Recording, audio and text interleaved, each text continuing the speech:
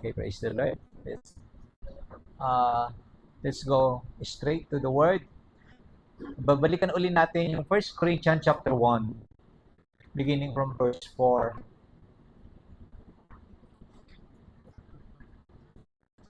You will never understand all the chapters of the letter unless you understand verse 4 hanggang verse 9. It is because this is the foundation of the things that Paul is about to settle the many issues that the Corinthians are facing. And actually, I believe the same is true also with what is happening in our country. There are so many issues in our country today. Yet, ang guiding verse palagi, si Paul kasi, whenever he settles an issue, he always set the foundation ng mga issues na sasabihin niya.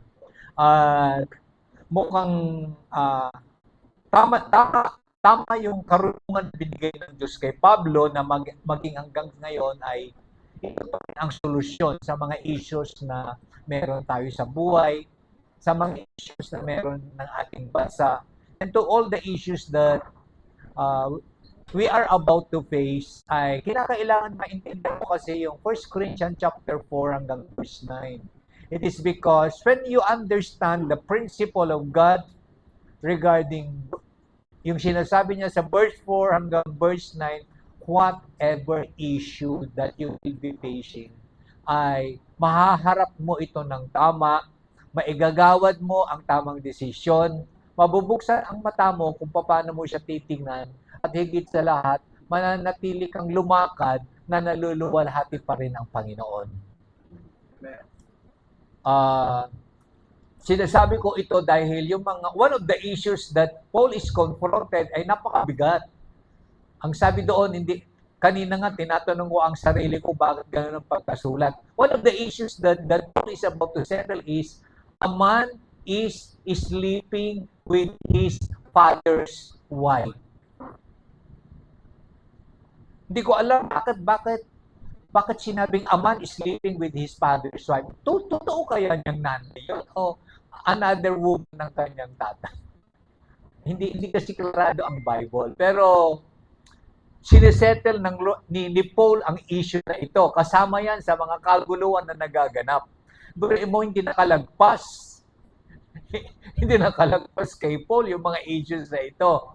Actually, the missing letter, kasi yung 1 Corinthians natin ngayon is actually the 2 Corinthians na yan. Meron kasing letter daw na nawawala. Hindi nila sinabi ang bagay na ito. Yet, in the Spirit, Paul knew that there is this one issue that he got to settle. Pero bago niya inupuan, bago niya hinarap ang napakaraming issues ng mga believers in Corinthians, ay sinettle muna niya yung firm foundation kung bakit siya pwedeng magsalita. Ganon din dapat tayo. Bago mo ibuka yung bibig mo, isipin mo muna, saan ba nanggagaling? Saan ba nanggagaling yung pagbuka ng bibig mo? Of course, you got thoughts in your mind. Tama po ba? There are several things na nagaganap sa iyong kaisipan, at out of the abundance of the heart, the mouth speaks. Kaya kagaya ng sinabi kanina, kung punong-puno ka ng galit, ay galit din yung lalabas. Kung punong-puno ng kagalakan din yung lumalabas. Kagaya po ng sinabi dito. Verse 4, ay sabi niya, I thank my God always. I like Paul when he speaks. He speaks coming from the heart of God. How could his heart be a heart full of thanksgiving? Samantalang yung mga susunod na pag-uusapan hindi mo magugustuhan. Yung mga nag-aaway, yung mga workers of God na ginugulo ang church, yung mga workers of God na hinahati ang church, yung mga workers of God na immoral, yung mga workers of God na wala nang ginawa kundi sirain yung church na binilt ng Lord. Pero, ang sabi ni Pablo, I thank my God always. Bakit? tama ang kanyang pinanggagalingan. Ang kanyang puso ay punong-puno ng pasasalamat. Ang kanyang puso ay punong-puno ng pag-ibig. Ang kanyang puso ay punong-puno ng pang-unawa. Ang kanyang puso ay punong-puno ng katalinuhan na nanggagaling sa Diyos. And that should be you, and that should be me. Kasi everyday we face many issues in life. Pero, hindi license na madiskaril ka dahil ang dami mong nakakaharap na hindi maayos. Kung tama ang pananaw mo, kagaya ng pananaw ng Diyos sa mga pangyayari, magiging tama rin ang bigkasin ng bibig mo. Kaya nga sabi ni Pablo, I thank my God always. How could you tell God na meron kang haharapin na immoral, na grabe ang kanyang immorality? Sleeping with his father's wife. Siguro kung ako harap yan, sampal agad ang aabutin nito. Di ba? Ang bigat na mga kakaharapin niya. Ang mga taong dinivide ang church. But mo, worker, dinivide niya ang church. Ang mga worker na kainan, wala. Kumain ng kumain, wala nang itinira sa iba. Talagang nandun lahat. Pero ang sabi ni Pablo, I thank my God always concerning you. Sino mga kausap niya? Yung mga taong ito na hindi magugustuhan. People who is being despised by society na naturingan mga Kristiyano. It is because, sabi niya, for the grace of God which was given to you by Christ Jesus. It's only by His grace. Tinanggap niya ang biyaya ng Diyos. Kaya ang sabi nga niya, receive the abundance of God's grace. Kaya nga, ang ginagawad din niya ay it is an abundance of grace to people. People that society had been rejecting. At sabi nga ng verse 5,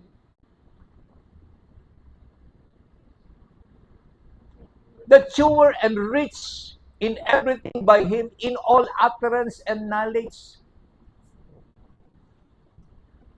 Ito yung emphasis niya sa mga taong ito na mayroong mga issues in life. Ang lahat ng bagay na kailangan mo ay binigay lahat ng Diyos sa iyo. Whether in utterance or whether in knowledge, meron ka lahat niyan. Tamang pagbigkas ng mga salita sa iyong bibig at tamang karunungan na kailangan mo sa pagharap ng mga issues ng iyong buhay. Binigay lahat ng Diyos sa iyo yan. Kaya pwede mong ayusin ang mga gusot at gulo ng iyong buhay. Yan ang emphasis niya sa mga Corinthian believers. Totoo, hindi maganda yung mga kaganapan, pero ang sabi ni Pablo, his emphasis is lahat ng bagay na kailangan mo upang ituwid mo ang mga maling gawi, mga maling naganap sa buhay mo ay nasa iyong lahat. And so he's even saying, in all utterances, ibig sabihin niyan, you declare what God is saying to the situation. You declare the wisdom of God. Hindi yung kasi naman, ganyan. That is the natural man. But unto God, the emphasis is, sinasabi ni Pablo, mga Korinto, oo, totoo. Kaya ako sumusulat sa inyo, dahil sa mga ganitong bagay, ang sinasabi pa rin niya, lahat ng bagay na kailangan nyo upang iayos ang mga bagay na gusto nyo sa buhay, pinagkaloob ko na lahat sa inyo. And when God gives, He is not only giving things na sakto lang, hindi. It is always overflowing so that you overflow to others what you receive coming from God. If you want your finances to overflow, then give. Ganun lang kasimple. Let there be an expression of your giving to the overflows that God is giving us. And then in verse 6, even as the testimony of Christ was confirmed in you. And in verse 7, so that you come short in no gift. Klarado na naman siya. Wala kayong kulang. Lahat ng bagay na kailangan mo sa paglilingkod, sa pamumuhay, yan ay regalo o kaloob ng Diyos sa iyo. So, kaya ang emphasis niya, you come short in no gift. Hindi ka tumanggap ng kulang. In fact, tumanggap ka ng sobra-sobra so that you overflow it to others. At very clear din siya. Eagerly waiting for the revelation of our Lord Jesus Christ. Habang hinihintay mo ang pagbabalik muli ni Kristo upang kunin ka, ay ganito dapat ang ginagawa mo sa iyong buhay. Amen. Klaradong-klarado si Pablo. He is giving emphasis of what should be. Kung ano ang nararapat habang hinihintay natin ang pagbabalik ni Jesus. Totoo na may mga hindi magagandang mga bagay na nagaganap kagaya ng church in Corinto. Pero Paul is saying and encouraging the believers in the Corinth church, this is what you are supposed to be doing. Habang naghihintay kayo ng aking pagbabalik, ito dapat ang ginagawa nyo. Hindi yung to settle the issue, you go to court. Marami kasing law cases during that time. Nagdedemandahan po sila. They allow the court to settle their issues, which is, ang sabi rin naman ng Word of God, do not bring your issues to court among you believers. I do that because I got a friend of mine na-divide yung church, nagdemandahan, pinadlock yung church. Kasi ang sabi ng kabila, sila daw ang nagmamay-ari ng church. And they bring it to court. And they got a sharp rebuke from the judge. Ang sabi daw ng judge, hindi ba kayo nahihiya na dinala nyo ang case dito sa akin? Ginambalan nyo ako. Di ba ang sabi ng Word of God na pinipreach nyo ay dapat pag-usapan nyo among yourselves. Matauhan. Buri mo ang nagdedemandahan, the pastors and the eldership of the church. They are fighting each other who owns their church. When in fact, they have forgotten it is Christ that owns their church. And that includes the building. Then in verse 8, who will confirm to you to the end that you may be blameless in the day of our Lord Jesus Christ. That is one of my preaching. The Lord made you pure. How could you be pure kung ito ang mga nagaganap? How could you say to that man who is sleeping with his father's wife to be blameless? Dito nga dinidefine ni Pablo, it is because dinidefine nyo kasi yung being blameless, being pure, being holy in the worldly definition. Yan po ang problema kapag mali ang pananaw mo. Magkakagulo tayo kapag mali ang pananaw mo, mali ang definition mo sa word. Kaya nga po nagkagulo ang Pilipinas. Kasi yung salitang forthwith ay iba-iba ang definition. Pero isang salita, ginulo niya ang buong bansa. Have you noticed? Have you noticed how cruel the enemy is? With just one word, pwede niyang pag-awayin ang buong bansa. At ginawa niya yan. It was proven already. The word forthwith, anong nangyari? Nag-away-away lahat. At marami mga pastor ang nag-away-away din. Marami mga churches ang nag-away-away din sa salitang forthwith. Kaya si Pablo, very clear siya. He uses words to settle the issue. Ang sabi ng mundo, marurumi kayong mga tao. Pero ang sabi ni Pablo, you are blameless in the day of our Jesus Christ. Because the definition of blameless, definition of being holy, the definition of being pure, ay dapat kunin mo doon sa pananaw at definition ng Lord. Huwag mong kukunin yan sa definition ng mundo dahil kailanman the wisdom of God and the wisdom of the world will never be what? Kailanman it will never meet. That's the reason why I totally reject yung idea na gawin natin ito. Kasi nakita kasi nila sa mga pagtitipon, pag ganito, ay maraming tao, maraming nag-attend, maraming nag-enjoy. If that is not God's way, I would reject it entirely. Why? Ang magiging result niyan ay it is totally failure in the eyes of God. Seemingly, it is success in God, in the worldly view, but if it is not done in God's way and in God's principle, it is totally failure. It is nothing. It is to be burned with hay. It is just like hay, straw, and wood. Masusunog lahat yan at the end of the day. In the day of our Lord Jesus Christ. And in verse 9, ayan.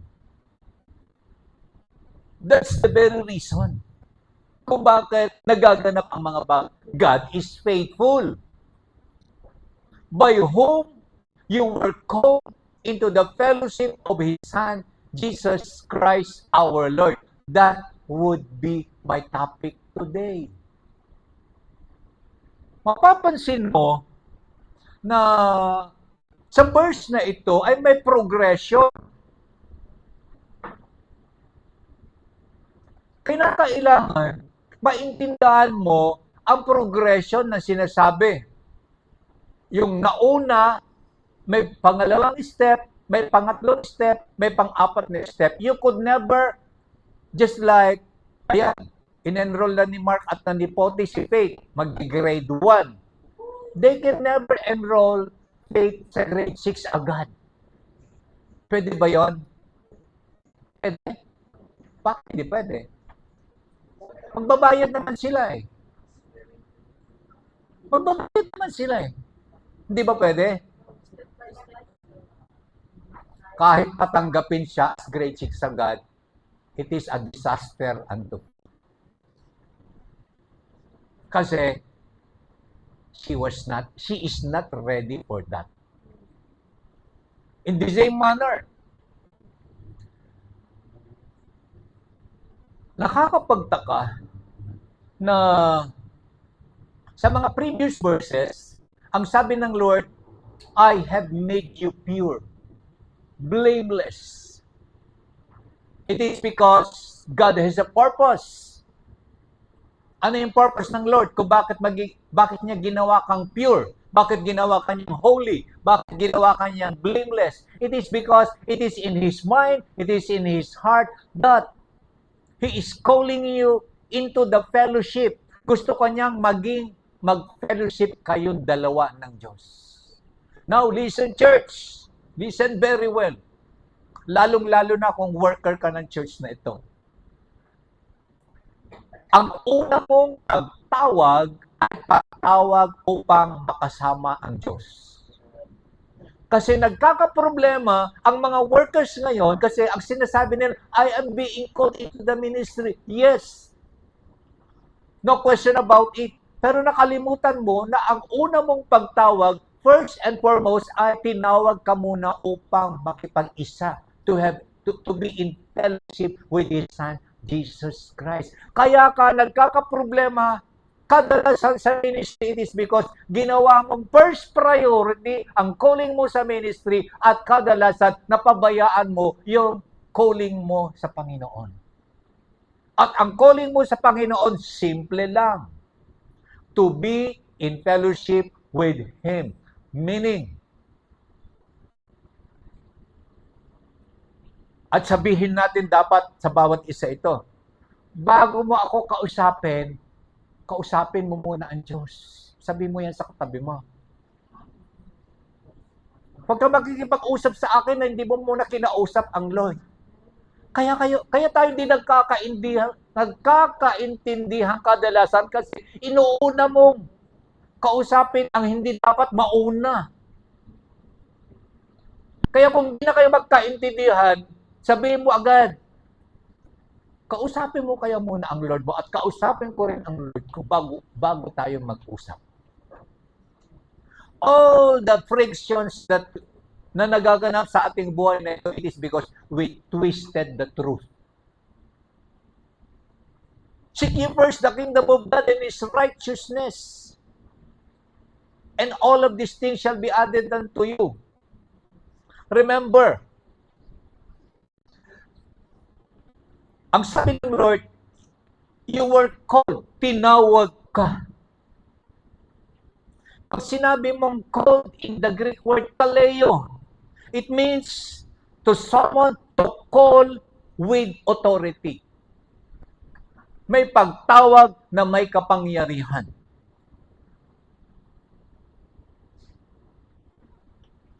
Pag sinabing, ang sabi ng Lord, hindi kanya tinatawag at hinihintay at sinasabing, gusto mo ba sumama ka muna sa akin? Hindi ganon ang pagkasabi dyan.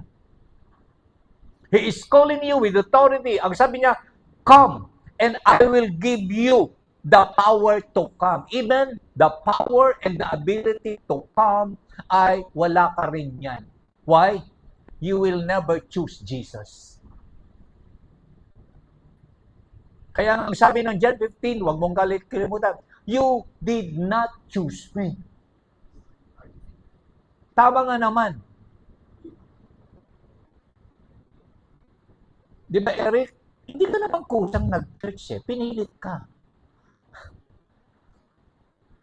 Napilitan ka lang. Yan ang totoo. Pero ang hindi mo alam, tinatawag ka ng Diyos, binigyan ka ng kapangyarihan upang ikaw ay mag-respond sa kanyang pagtawag to be with Him.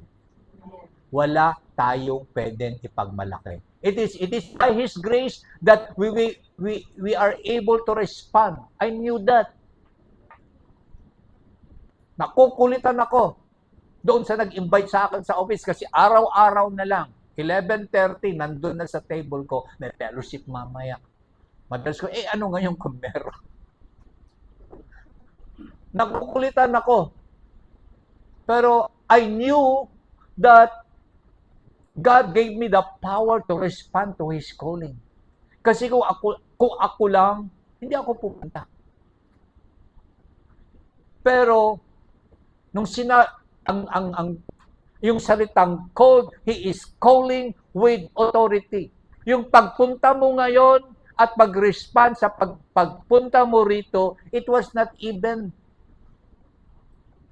about you. It is God giving you the power to come.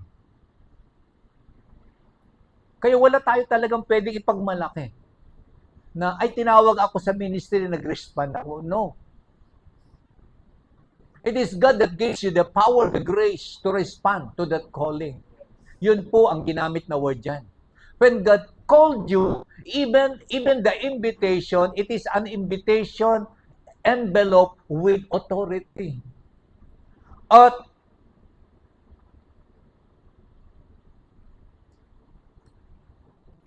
merong isang verse in the Bible that I like it so much. Hindi ko na ibigay. Romans chapter 8 verse 30. In the Passion Translation.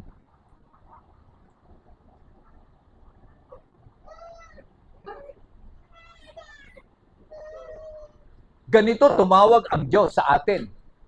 Romans chapter 8 verse 30, the Passion Translation. Ayan. Having determined our destiny ahead of time. Yan po ang sinasabi kanina.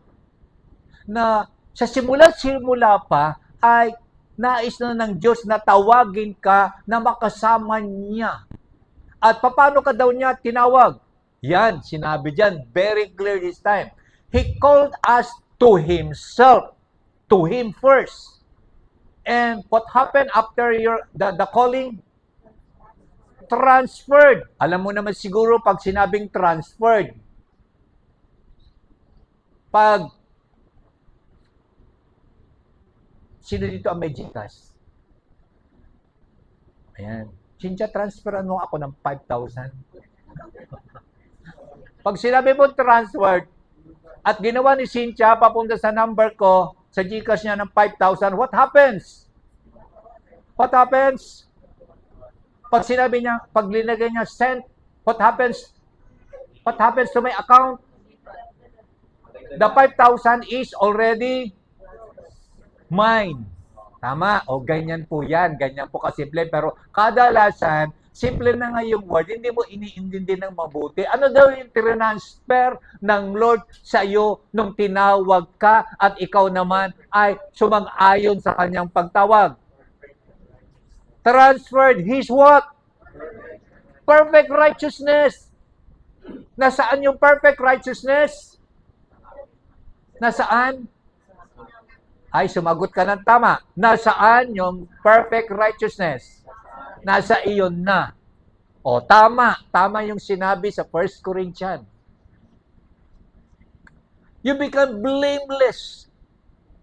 Why? It is because the perfect righteousness that God has ay, anong ginawa niya? It is already been transferred to you. Sino daw yung nakatanggap ng perfect righteousness? To those, to everyone He called. Sa lahat ng tao na kanyang tinawag. Ikaw ba ay kanyang tinawag? Sumang-ayon ka ba sa kanyang pagtawag? Ang ibig sabihin, merong na-transfer sa'yo. At ano yung transfer sa'yo? Perfect righteousness. Kaya nga, ang sabi niya, you become blameless, you became pure when God has called you. That is who you are. Kaya nga, why is this the emphasis of Paul to those believers in Corinthians? Kasi hindi magaganda yung kanilang ginagawa. But their doings does not define who they are. Yung mga ginagawa mo, hindi yun ang nagsasabi kung sino ka. Ang nagsasabi kung sino ka ay ang salita ng Diyos at yun dapat ang binabanggit mo palagi upang ang mga bagay na nakikita mo ng mali ay sasabihin mo, hindi ako ito. Kinakailangan, hindi ko gagawin ito kasi hindi naman talaga ako nito. Yan ang gusto ni Pablo na iparating sa mga taga-Korinto. Pwede pa silang lumakad ng tama. Pwede pa nilang ituwid ang mga mali sapagkat hindi naman talaga sila yun. Sila lang ay nalinlang ng mundo na kadalasan ikaw rin ay nalilinlang. Are you getting, church? Dapat malinaw po ito sa atin. Kasi we always focus on the wrong things that we are doing. No, let it be very clear even to those who are listening online. Hindi ko po ginagawang maliit lamang ang kasalanan. I knew the heaviness of what sin is because at the cross it was dealt with. It took 3 hours of darkness of the earth when Christ was at the cross. Ganun po kabigat ang kabayaran ng kasalanan that it took the life of His precious Son Jesus to dealt with sin. Pero after that, ang sabi ng Lord, your sin and your lawless deeds, I remember them no more. Ang natatandaan na lang ng Diyos ay ang ginawa niya pagkatapos at the cross. At later on, pag-uusapan natin yan. Pinapako ng Lord ang totoo sa buhay natin. So that when we face so many issues in life, dapat babalik ka palagi. babalik ka palagi sa totoong ikaw. Hindi mo yung paulit-ulit na ang dinidil mo palagi yung issues. Kung tinatanggap mo yung totoong ikaw, ano ang mangyayari? Ilalakad mo na lang kung ano ang totoong ikaw nang naayon sa sinasabi ng salita. Madadelt with yung mga mali. Kasi itinatama mo, linalakad mo yung tamang ikaw. Nalinlang ka lang, kaya nagkaganon. Kaya nagkaroon ng mga maraming issues. And to those who possess His perfect righteousness, klarado siya. Ang sino man daw na na-transferan, kasi sabi diyan na-transferan ng kanyang perfect righteousness, He co-glorified with His Son. Kasama ka na maluluwalhati ng kanyang anak. That is who you are. Kung hindi mo man nararamdaman, faith is not about feelings. Faith is all about what the Word is saying. At yan po ang sinasabing pagtawag na meron ka. Kaya nga, ang sabi kanina, the word called ay it is a call to authority, with authority. May kapangyarihan yung pagtawag.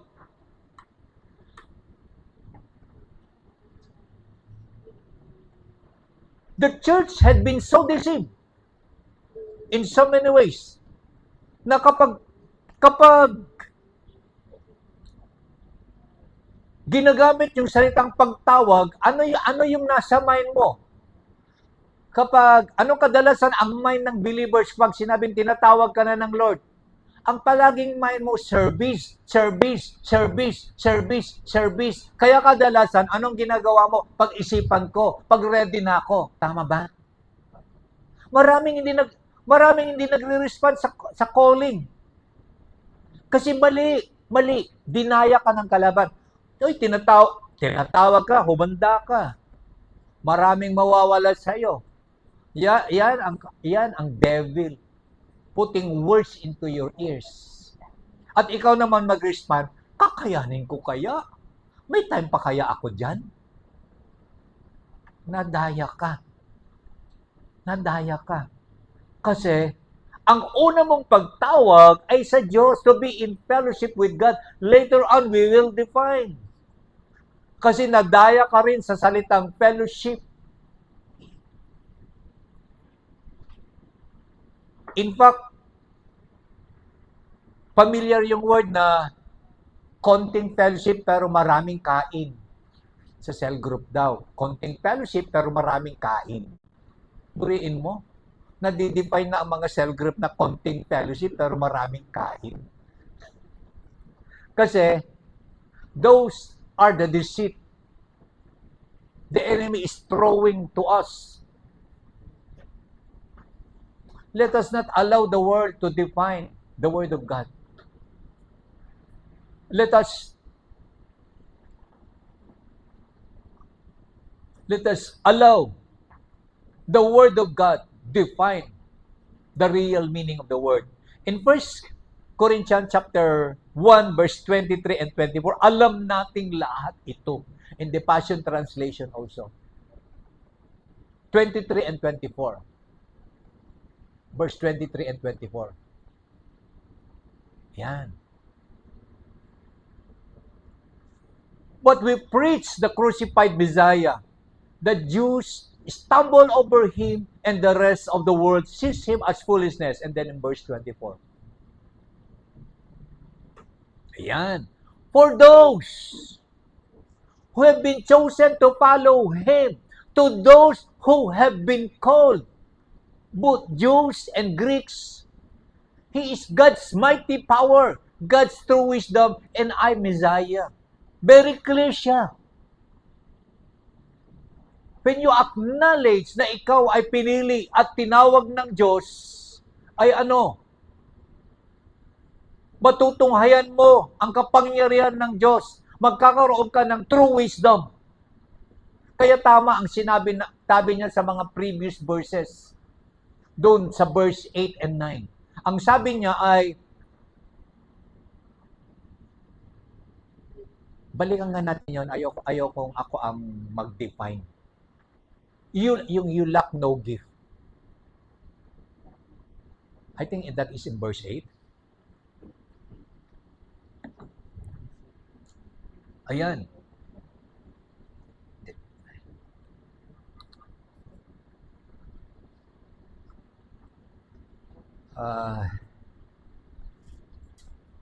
Yung you lack no gift. Ayan.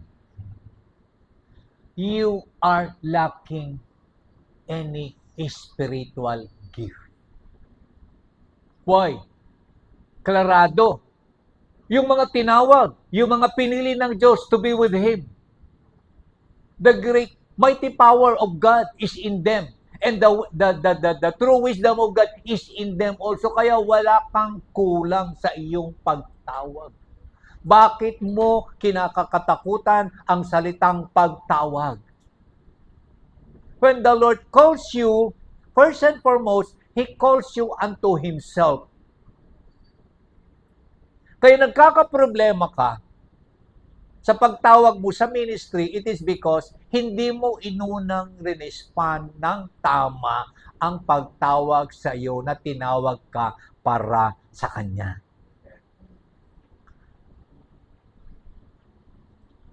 The word called here in this verse means God is opening your eyes, God is giving you a new birth, and He is drawing you near to Christ. That is the original plan of God. When God created Adam and Eve, He created also the Garden of Eden.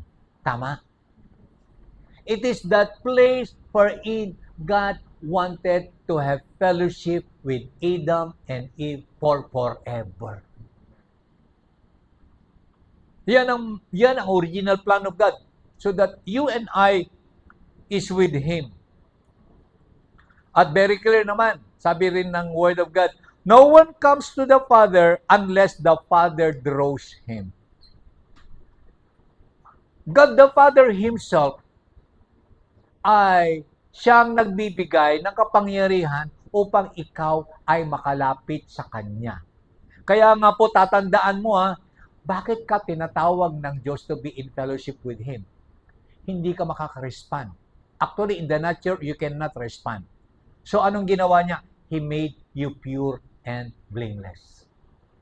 Kasi He is a pure and blameless God. Nakita mo ba yung progression?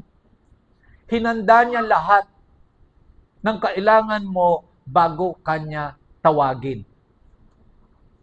Kaya nga nagtataka ako kung bakit ang daming mga mananampalataya ngayon na ang hirap-hirap silang mag-respond sa pagtawag. Maybe because their mind is polluted, their mind is corrupted with the true meaning of the word. Kaya aral-aral din pag may time.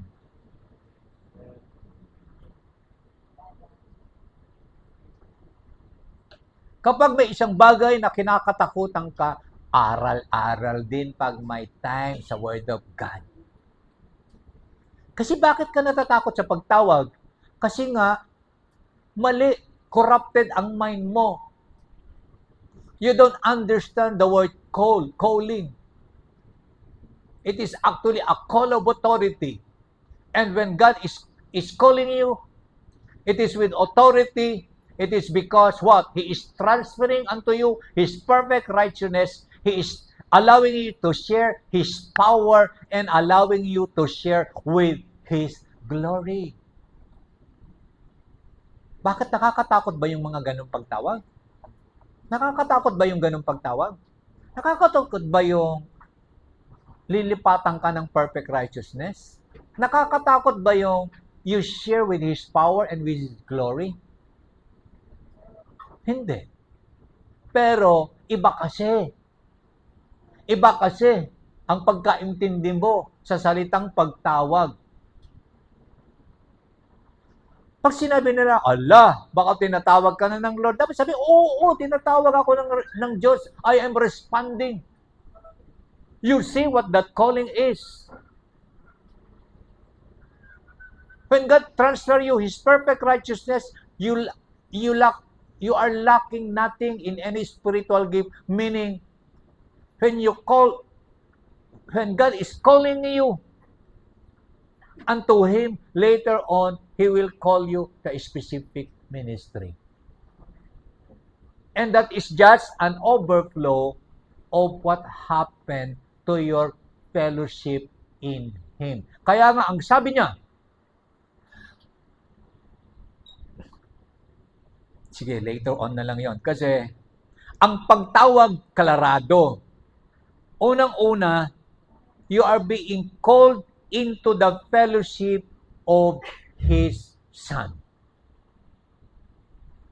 You might be asking me, what kind of fellowship? Can you tell me, ano ba ang pagkaintindi natin sa word fellowship? Koinonia in the Greek word. It is partnership, it is participation of sharing things in common. Diyan pa lang dapat matuwa ka na. Kasi kung ano ang meron siya doon sa fellowship mo ay ibinabahagi niya din sa'yo. So kung ano ang meron ang Diyos, when God is calling you unto the fellowship in Him, it only means what He has, He wants you to have it also. Amen.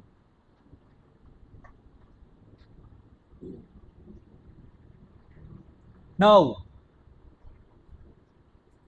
pag sinabi nating fellowship, dapat kalarado rin. Kalarado rin tayo. Kasi in so many ways, I question ng karamihan yung word fellowship. In fact, they are even calling it na pag-church ay pag-attend ng fellowship. Di ba? Kadalasan, nag-attend ka ng fellowship? Ikaw naman, ay oo ka ng oo kahit di mo na intindihan. Nag-attend ka nga ba? Nag-attend ka nga ba? Yan ang tanong ngayon. Nag-attend ka nga ba ng fellowship? Dapat, klarado rin dapat sa'yo. Kasi kadalasan ang tanong, nag-attend ka ng fellowship? Ang sagot mo, yes, kasi physically nag-attend ka. Ang tanong, totoo nga bang nakipag-fellowship ka? Now, the Bible tells us, pag sinabi mong fellowship unto Jesus, ay, ang ibig sabihin lang yan ay, you share the things that you share the things that person has. Since we are being called to be in fellowship with Him, kung ano ang meron si Jesus ay, isi-share din niya sa atin. At ang una niyang sinare sa atin is, nung tinawag ka niya to be in fellowship with Him, ang una niyang isinare sa iyo is perfect righteousness. Ikaw naman, ano naman yung sinare mo sa Kanya? Ang sinare mo sa Kanya, kumbaga, di ba, ang fellowship kasi patak-patak, kung yan ang naiintindihan ng lahat. Pag sinabi natin patak-patak, anong intindi mo, Michael? Pag sinabing, patak-patak tayo, anong intindi mo doon? Ha? Magbibigay ka kung ano meron ka, tama? Magbibigay din siya kung ano meron siya. Actually, I don't want to use that word, pero yan ang simplest way. When you are in fellowship, you share something in common. What you do have, you share it. Kagaya niyan, fellowship unto Jesus, what Jesus has, sinishare niya sa iyo. Get as much as you can. At ikaw naman, ano naman yung patak mo sa Kanya? Kasalanan. Ang shinare mo ay kasalanan. At ano ang ginawa niya? Tinanggap ba niya? Tinanggap niya. Kasi, He took your sin in exchange of His righteousness. That is the divine exchange. Yan po yung fellowship unto Him. What He has become yours. What is yours become His. Tama ba yung patak-patak? Sa tingin mo ba very fair yung patak natin to be in fellowship with Him? Ha? Actually, dito pa lang nanlalamang na tayo. Kasi wala naman siyang he got nothing to do with your sin. Pero in fact, when He took your sin, it cost Him the cross. Kaya po, what do we share in fellowship? There is sharing of meals. Kaya lang, the cup of blessing, how do we share the, ano po yung sharing of meals? That is our, what we call it, the communion, the breaking of the bread. We share meal together. A participation of the blood and the body of Christ. And this is one thing na nakakaligtaan natin lahat. Even Paul had publicly declared that I may know Him and the power of His resurrection and share in His suffering. Kasama yan sa pagtawag mo. John 15 tells us, nung inintroduce ang Holy Spirit, huwag mong kalilimutan yung mga previous lessons natin. The more na naiintindihan mo yung mga lessons natin noon, mas maiintindihan mo ngayon mga lessons natin ngayon. Nung pinag-aralan natin yung Holy Spirit, anong sabi ng Holy Spirit sa mundo? The world will, ano daw ang gagawin ng mundo sa'yo? The world will hate you. Ayaw ng mundo yung pagmumukha mo. Pero, ang nakakapagtaka, the Holy Spirit is sending you to the world to minister. So, ang ibig sabihin, hindi madali ang pag-respond sa pagtawag mo para sa mundong ito. But nevertheless, gagawin pa rin natin yan sapagkat ang Diyos mismo ay binibigyan niya tayo ng kapangyarihan to overcome the world. Hindi madali. There would be suffering. Hindi madali ang pagtawag sa mundong ito. Yet nevertheless, ang sabi ng Lord, you share. Kaya nga, unahin mo muna yung fellowship mo sa Diyos. Dahil kapag inuna mo ang fellowship mo sa Kanya, ang ibig sabihin, you partake of His power, you partake of His glory, you partake of His righteousness, and everything that is His ay mapapal sa iyo that would be good enough for you to face the world. Even though mahirap, mapagtatagumpayan mo yan dahil ang katagumpayan ay dineclare na ng Lord to be yours. Look at our lesson at the cross. At the cross, anong nangyayari? Kasama ka. Nung siya ay napako at naghirap sa krus, you were there with Him. At nung siya ay namatay at inilibing, kasama ka rin niya sa kanyang pagkalibing. And when He rose again, Kasama ka rin niya na nabuhay na muli, and that is the new birth. Pero what is amazing is God has so decided that when He went up to heaven, when Jesus went up to heaven and seated at the right hand with the Father, what happens? Kasama ka rin niya. These are the fellowship. Ito po yung palatandaan na He is calling you He is calling you to fellowship unto Him. Pero tatandaan mo, progression yan. There is no resurrection if there is no crucifixion. We start there. Kasama ka dapat doon. Kasama ka dapat na ilibing. Kasama ka rin dapat na buhay na muli. At kasama ka rin dapat na nakaupo doon sa trono at the right hand of the Father. Why are you there? In fellowship,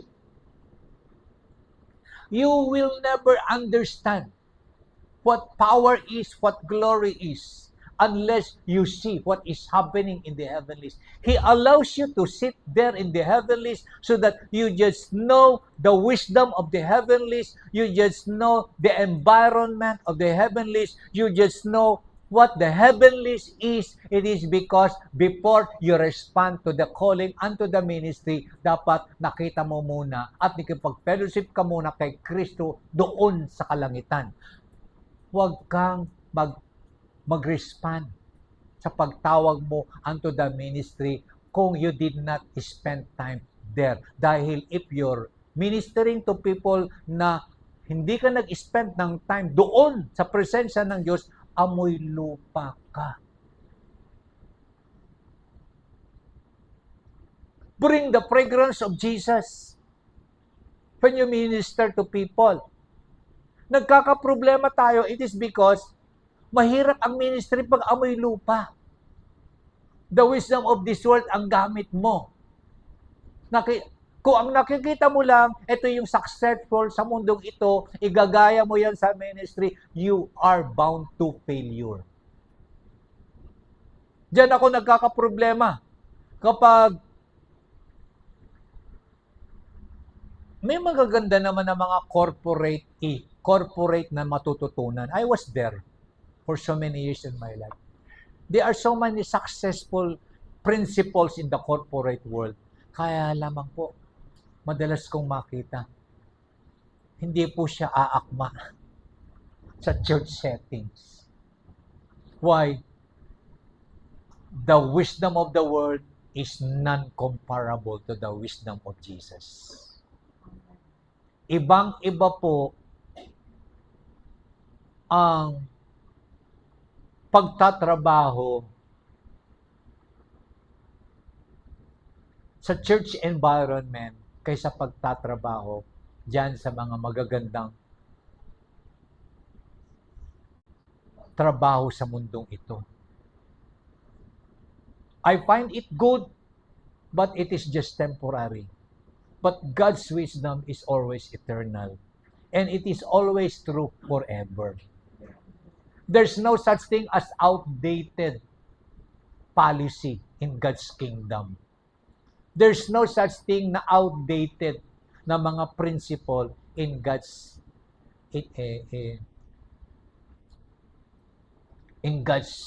environment. Example, the latest. Pinag-uusapan yung 1935 at saka ano yung isa? 1987 at saka 1935 at saka 2026. Ang sabi nila, outdated.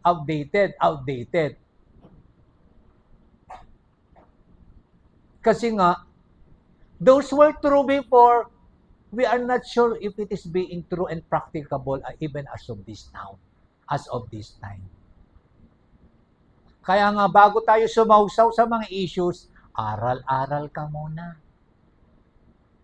If I am you, declare God's wisdom on the situation. And I will want to take this opportunity I am so sad. Tama po yung si Mahatma Gandhi. Who is Mahatma Gandhi? A brilliant, what? A brilliant teacher. And who is he? Hindu? A Hindu brilliant teacher and an officer of the land. Ang sabi nga niya, I like Christ. Sabi nga niya, I like your Christ, but I don't like the Christians. Buriin mo. He was so amazed and captivated by the teachings and the glory of Christ. But ang sabi niya, but I don't like the Christians. Kasi nga, bakit ayaw daw niya ang Christians? Sabi nga niya, you are the only religion in the world that fight each other. Ang mga Muslim po, hindi sila nag-away-away. Ang mga Buddhist, hindi po sila nag-aaway-away.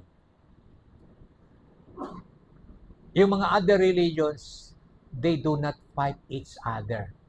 That's the very reason why they are able to penetrate fast. Yung mga, even the European countries ay ang dami na nilang na-evangelize. Why? They do not fight each other. They support each other. Pero tayo, nagkakagatan po tayo. I am so sad. I am not defending them. We got brothers in the Senate. What are we doing with these brothers of ours in the Senate? We are the first people who throw the first stone. Nakakalungkot, di ba? Na tayo ang unang bumato sa kanila. And what is in the principle of the word? Those who have no sin, throw the first stone. Bakit tayo ang unang bumato? Totoo, kung meron man silang mali, hindi ikaw ang unang babato. In fact, we are not even encouraged to throw stones unto them. What are we encouraged to do for them? We pray for them na kung may mali man, maliwanagan sila, itama nila. I am so sad hearing so many Christians hurling, nagtatapon ng mga putik sa mga kapatiran. Kapatid natin sila. Kapatid natin sila. Don't be one of them who is throwing stones. This is not about politics. It is about God's principle. When Jesus caught that woman in the act of adultery, what did he did? Anong ginawa ni Jesus sa babaeng nahuli? Very clear ang instruction niya. Those that have no sin, throw the first stone. At nagaganap po ngayon, we are throwing the first stone. Nakakahiya. Nakakahiya po. Now we're throwing the first stone. Nakalimutan na nila na Jesus shared with us His perfect righteousness. What is the righteous thing to do? Gawin mo. Hindi ikaw yung gagawa ng taliwas. It is because fellowship with Him includes your right standing before God. Whenever you are in fellowship with Him, ang nakikita ng God the Father ay si Jesus na ka-fellowship mo. That's the reason why He sees you blameless, He sees you pure, and He sees you holy.